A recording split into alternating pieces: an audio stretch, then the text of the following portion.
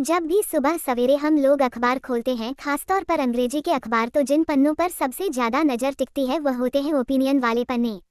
मसलन आज के इंडियन एक्सप्रेस अखबार में एडिटोरियल का आप पन्ना खोलेंगे तो आपको सी राजा मोहन, ये एक्सटर्नल अफेयर्स के इंडियन एक्सप्रेस के कंट्रीब्यूटिंग एडिटर हैं, विद्वान प्रोफेसर हैं। उनका आपको कॉलम दिखेगा राजा मंडला के नाम से, look beyond strategic autonomy and closer it the quad possibility. हमको हमेशा ये लगता है कि ये जो विद्वान लोग इतना सब अंग्रेजी में अच्छी बातें लिखते हैं, ये हिंदुस्तानी जबान में पढ़ने को और देखने को मिल जाए तो क्या कमाल रहे। यही कोशिश है हमारी इंडियन एक्सप्रेस हिंदी के इस कार्यक्रम में, जिसका नाम है वैचारिकी। इसमें हम इंडियन एक्सप्रेस के एडिट और ओपिनियन पेज पर छपने वाले कॉलम के वीडियो रूपांतरण आपके सामने पेश करने की कोशिश करेंगे। मैंने आपसे प्रॉमिस किया था कि शुरुआती 30-50 दिन प्रयोगों के दिन हैं और उसके बाद आपकी प्रतिक्रियाओं के आधार पर प्रोग्रामिंग तय होगी। तो आज हम सी राजा मोहन के इस कॉलम को पढ़ने की कोशिश करते हैं। कई लोग कहेंगे ठीक है, विद्वान है, अंतर्राष्ट्रीय मामलों के जानकार हैं, मेरे देश दुनिया पर इससे क्या फर्क पड़ रहा है। मैं उन्हें बताना चाहता हूँ कि यह कॉलम चीन के बारे में है। चीन में जो कुछ भी होता है उससे भारत पर गहरा असर पड़ता है। इसलिए ये कॉलम, क्योंकि वहाँ पर मुलाकात हुई है शी जिनपिंग की पहले अमेरिकी राष्ट्रपति डोनाल्ड ट्रंप से और फिर रूस के राष्ट्रपति व्लादिमीर पुतिन से। इन मुलाकातों से भारत क्या सबक सीखे, इसके बारे में सी राजा मोहन ने 4 बिंदुओं के बारे में विस्तार से बताया है। उसको समझते हैं। अब आगे जो कुछ भी मैं कहूँगा वो सी राजा मोहन की कलम से है। दिल्ली में ट्रंप की बीजिंग यात्रा को लेकर चिंता है। अमेरिका और चीन के बीच तनाव कम होने को लेकर आशंका साफ जाहिर हो रही है। लेकिन इस हफ्ते बीजिंग में शी जिनपिंग और व्लादिमीर पुतिन की मुलाकात शायद उससे भी बड़ी चिंता की बात है। जो लोग लंबे समय से अमेरिका और चीन के बीच संभावित G2 ग्रुप 2 को लेकर फिक्र जताते रहे हैं, उन्हें चीन और रूस की बढ़ती साझेदारी पर भी ध्यान देना चाहिए। भारत की रणनीति में रूस को हमेशा अहम माना गया है। वजह ये कि रूस को यूरेशिया में ताकत का संतुलन बनाए रखने वाली शक्ति समझा जाता रहा है। पर पिछले 25 बरस में रूस और चीन के रिश्ते मजबूत हुए हैं और चीन ही भारत के सामने सबसे बड़ी आर्थिक और रणनीतिक चुनौती है। ट्रंप की बीजिंग यात्रा को अमेरिका और चीन के बीच तनाव कम करने की कोशिश के तौर पर देखा जा रहा है। लेकिन पुतिन की यात्रा चीन और रूस की पुरानी साझेदारी को और मजबूत होते दिखाती है। 2022 में यूक्रेन पर हमले के बाद रूस चीन पर पहले से ज्यादा निर्भर हो गया है। ऐसे में सवाल ये कि बीजिंग की ये दोनों यात्राएं भारत के लिए क्या संकेत देती हैं। 4 बिंदुओं में समझते हैं। पहली बात, भारत को बड़ी ताकतों के रिश्तों में आने वाले हर बदलाव से परेशान नहीं होना चाहिए। दूसरे विश्व युद्ध के बाद से अमेरिका, चीन और रूस के रिश्ते लगातार बदलते रहे हैं और अक्सर यह बदलाव काफी तनावपूर्ण रहे।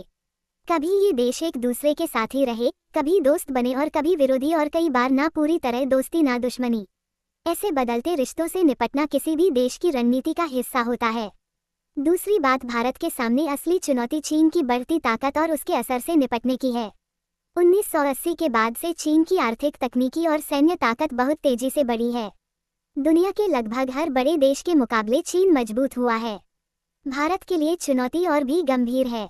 कई वजह है इसकी। दोनों देशों के बीच सीमा को लेकर लंबे विवाद, भारत के पड़ोसी देशों में बीजिंग का बढ़ता प्रभाव और अंतर्राष्ट्रीय संस्थाओं में चीन के मजबूत होते कदम। साथ ही भारत का चीन के साथ व्यापार घाटा, जो अब $110 अरब की संख्या पार कर चुका है। इसकी बड़ी वजह चीन में बने सामान पर भारत की बढ़ती निर्भरता है। तीसरी बात, भारत को अपनी ताकत बढ़ाने पर ध्यान देना होगा।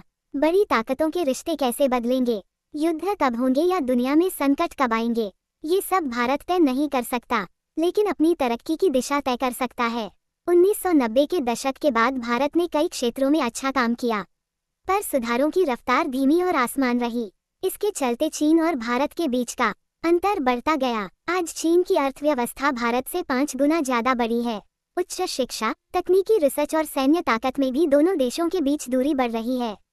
चौथी बात, भारत तुरंत चीन की बराबरी नहीं कर सकता, लेकिन इस अंतर के असर को कम जरूर कर सकता है। इसके लिए उसे ऐसे बाहरी सहयोग की जरूरत होगी जो देश को अंदर से और मजबूत बनाए। चीन की तरह भारत ने भी निवेश, तकनीकी निर्यात और सुरक्षा के लिए पश्चिमी देशों के साथ रिश्ते बढ़ाए हैं। 1990 के बाद से अमेरिका और यूरोप के साथ भारत की साझेदारी तेजी से बढ़ी है, पर इन रिश्तों को आगे बढ़ाने में एक बड़ी रुकावट भी रही है।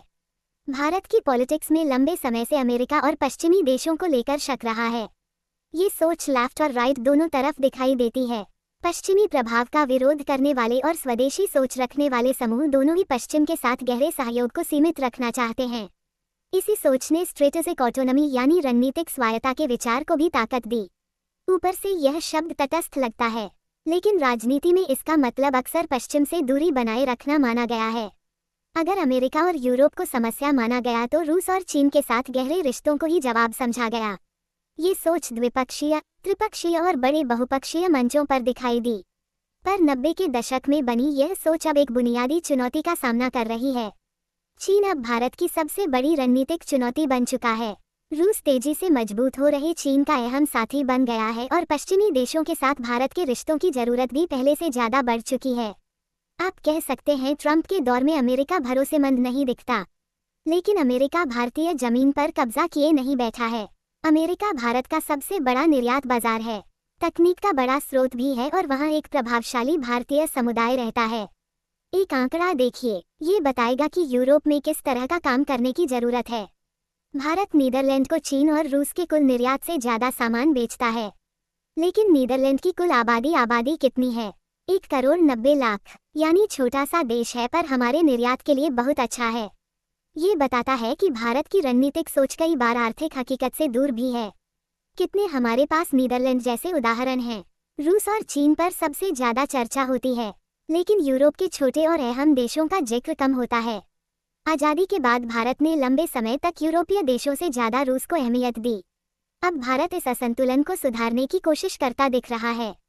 भारत की विदेश नीति में स्ट्रैटेजिक ऑटोनॉमी की सोच हालात को देखकर बनी हो सकती है, लेकिन सरकार को आखिरकार अपनी विदेश नीति को जमीनी सच्चाइयों से जोड़ना ही पड़ा। इसी वजह से भारत ने अमेरिका के साथ अपने व्यापारिक रिश्तों को बनाए रखने की कोशिश की, यूरोपीय संघ के साथ व्यापार समझौते को आगे बढ़ाया और पिछले 2 साल में तकनीक के क्षेत्र में अमेरिका और यूरोप दोनों के साथ सहयोग बढ़ाया। अगले हफ्ते क्वाड यानी क्वाड्रिलेटरल सिक्योरिटी डायलॉग इन देशों में ये साउथ चाइना सी की पॉलिटिक्स के हिसाब से संगठन बना है। इसमें ऑस्ट्रेलिया, जापान, हिंदुस्तान और अमेरिका शामिल हैं। क्वाड के विदेश मंत्रियों की बैठक की मेजबानी इसी सोच का हिस्सा है। करीब 1 दशक पहले क्वाड को फिर से सक्रिय करने के पीछे वजह थी चीन से बढ़ती चुनौती के बीच एशिया में शक्ति का संतुलन बनाए रखना। ट्रंप की एक बीजिंग यात्रा से यह जरूरत खत्म नहीं हो जाती। दिल्ली में लंबे समय तक कुछ लोग कहते रहे कि क्वाड भारत को चीन के खिलाफ एक सैन्य गठबंधन में धकेल देगा, इसलिए भारत को इसमें धीमे धीमे आगे बढ़ना चाहिए। अब उन्हीं में से कई लोग कह रहे हैं कि अमेरिका भारत का साथ छोड़ सकता है, लेकिन सरकार ने ज्यादा संतुलित रवैया अपनाया। क्वाड देशों के साथ बातचीत और सहयोग जारी रखा है। अभी से क्वाड को लेकर निराश होना शायद जल्दबाजी हो और ज्यादा भी।